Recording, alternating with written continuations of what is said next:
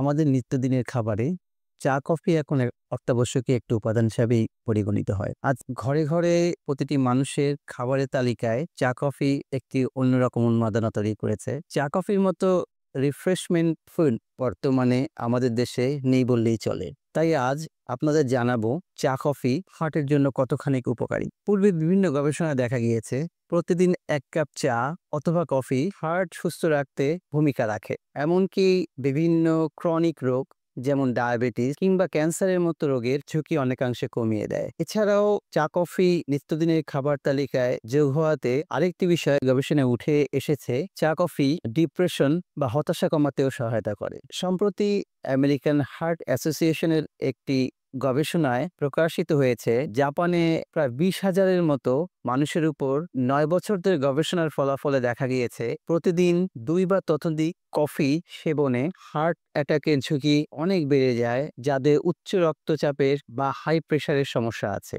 FDA সূত্র মতে ৮ ounce ১ cup চায়ে ৩০ থেকে ৫০ মিলিগ্রাম ক্যাফেইন থাকে, সেখানে ১ কাপ কফিতে দেখা যাচ্ছে ২.৫ থেকে ৩ গুণ। তার মানে হচ্ছে প্রায় ৮০ থেকে ১০০ মিলিগ্রাম ক্যাফেইন থাকে। আর এ কারণেই গবেষণা প্রমাণিত হচ্ছে যাদের হাইপার টেনশনের সমস্যা আছে সেই সব মানুষ ২ বা ততোধিক কফি সেবনে হার্ট অ্যাটাকের ঝুঁকিতে রয়েছে।